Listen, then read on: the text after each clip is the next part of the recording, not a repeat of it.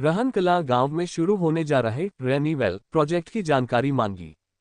5 रेनीवेल बनेंगे, 8 करोड़ घन लीटर पानी प्रतिदिन दोहित होगा। जिला पंचायत अध्यक्ष डॉक्टर मंजू भदौरिया ने सिंचाई विभाग से आईआईटी रुड़की के द्वारा अध्ययन कर बनाई गई उस रिपोर्ट की जानकारी मांगी है। उन्होंने कहा कि रुड़की विश्वविद्यालय जल संरचनाओं से संबंधित अध्ययन का राष्ट्रीय ख्याति का विश्वविद्यालय है।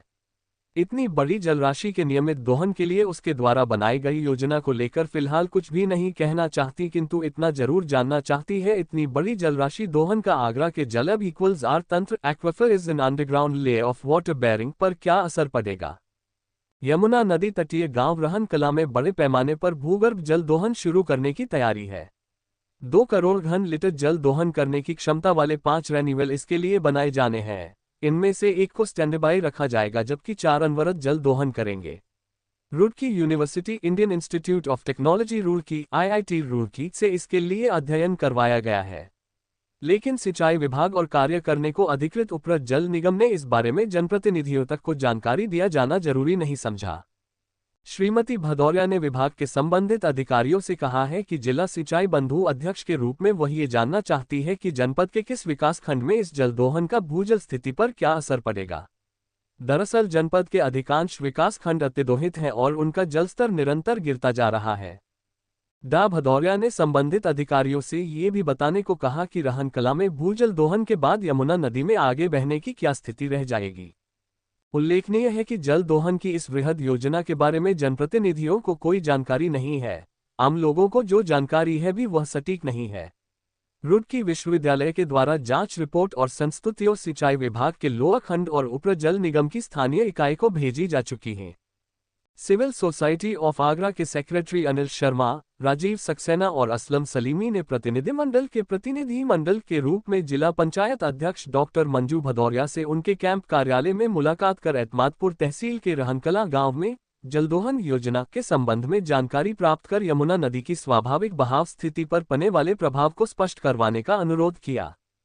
सिविल सोसाइटी ऑफ आगरा के प्रतिनिधियों ने कहा कि तटीय गांव में बड़े पैमाने पर जल दोहन होने से यमुना नदी के पानी से जलभृत तंत्र एक्वाफर सिस्टम का स्वाभाविक रिचार्ज होने लगेगा और गैर मानसून महीनों में शायद ही डाउनस्ट्रीम में नदी के बहाव की स्थिति रह सके। सोसाइटी के प्रतिनिधियों ने कहा कि जनपद से होकर बहने वाली ओटनगन और खारी नदियां इंटरस्टेट होने के बावजूद जल शून्य स्थिति में है। इनको पोषित करने वाला ऊपर के हिस्से का पानी राजस्थान ने अवैध तरीके से रोक रखा है और राज्य के हिस्से का पानी मांगने के लिए अब तक कोई भी कार्यवाही नहीं की गई है। अब अगर रेनीवेल प्रोजेक्ट प्रभावी हो गया तो लगता है कि गैर मानसून सत्र में यमुना नदी भी रहनकला गांव के बाद एतमादपुर, फतेहाबाद और बाह तहसील में जल शून्य स्थिति में पहुंच जाएगी। रहनकला गांव यमुना एक्सप्रेसवे को लखनऊ आगरा एक्सप्रेसवे लिंक करने वाले आगरा विकास प्राधिकरण के लिंक एक्सप्रेसवे पर स्थित ताज ट्रिपेजियम जोन का आलू उत्पादक वैल्यू का महत्वपूर्ण गांव है। उल्लेखनीय है कि सादाबाद तहसील के ग्राम अकोस के पास यमुना मथुरा जिले की सीमा से बाहर निकलती है और फिर कुछ दूर तक मथुरा और आगरा जिलों की सीमा निर्मित कर आगरा जनपद में प्रवेश करती है और 145 किमी बहकर उदी गांव के पास बाह तहसील से इटावा में प्रवेश करती है। आगरा के बाद यमुना नदी में केवल उटनगन नदी ही जल योगदान देती थी, किंतु इसका पानी अब राजस्थान में रोका हुआ है। जल दोहन प्रोजेक्ट यमुना नदी पर प्रशासनिक इकाई के रूप में अधिकृत अधीक्षण अभियंता तृतीय वृत्त सिंचाई वृत्त कार्य आगरा के अधीन कार्यरत अधिशासी अभियंता लोअखंड के तहत आता है, जबकि निगम की ओर से कार्यदायी अधिकारी अधिशासी अभियंता एहिद शामुद्दीन प्रोजेक्ट को कोऑर्डिनेट कर रहे हैं। दोनों ही अधिकारियों के पास रुड़की विश्वविद्यालय के द्वारा स्टडी रिपोर्ट पहुंच चुकी है। रेनीवेल project civil society of Agra के सेक्रेटरी अनिल शर्मा ने जिला पंचायत अध्यक्ष को बताया कि प्रचलित जानकारी के अनुसार 5 रेनीवेल हैवी डिस्चार्ज क्षमता के होंगे। इनमें से एक स्टैंड बाई रहा करेगा, जबकि 4 अनवरत भूगर्भ का जल दोहन करेंगे। इनमें से प्रत्येक रेनीवेल की गहराई 30 मीटर तक होगी। नदी के एक्यूफर और सीपेज से इन कुओं में पानी पहुंचेगा और इसे ही रेनीवेल के पंपों से लिफ्ट किया जाएगा। प्रोजेक्ट के प्रत्येक रेनीवेल की क्षमता प्रतिदिन 2 करोड़ लीटर पानी के दोहन की होगी। इम्पैक्ट रिपोर्ट नहीं। रेनीवेल प्रोजेक्ट से इंडस्ट्रियल प्रोजेक्ट को भरपूर पानी मिलेगा, किंतु यमुना नदी के बहाव की स्थिति, ट्यूबवेल, हैंडपंपों, कुओं, गांवों की पाइपलाइन से पानी सप्लाई योजना पर क्या प्रभाव पड़ेगा, इसकी जानकारी फिलहाल सार्वजनिक नहीं है।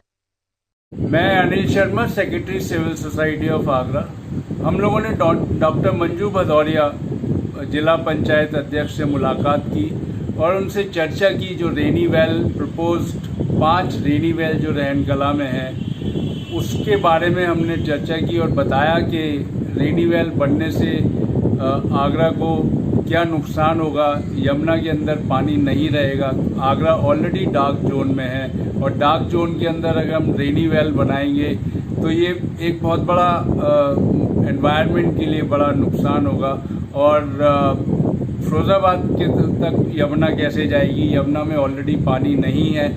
और हमने अगर रेनी वेल ही सलूशन था तो क्यों हम गंगा जल इतनी दूर से लेकर आए? क्यों नहीं पहले रेनी वेल बनाया गया? और हम चंबल डाल परियोजना कर रहे हैं, चंबल से हम पानी को उठा रहे हैं। तो ये सब चीज़ों पे हम चाहते हैं कि उत्तर प्रदेश सरकार इसका खुलासा करे कि जो रेनी वेल IIT रुड़की ने जो प्रपोज किए हैं उसके पीछे बनाने के क्या मकसद है और उससे क्या फ़ायदा होने वाला है आगरा को और साथ में फिरोज़ाबाद को। ये सब चर्चा हमने डॉक्टर मंजू भदौरिया से की और हमें आशा है कि वाटर मैनेजमेंट में वो अपना जो डिपार्टमेंट है उनके अंडर में जल निगम और इरिगेशन डिपार्टमेंट उनसे गहन चर्चा करेगी। धन्यवाद।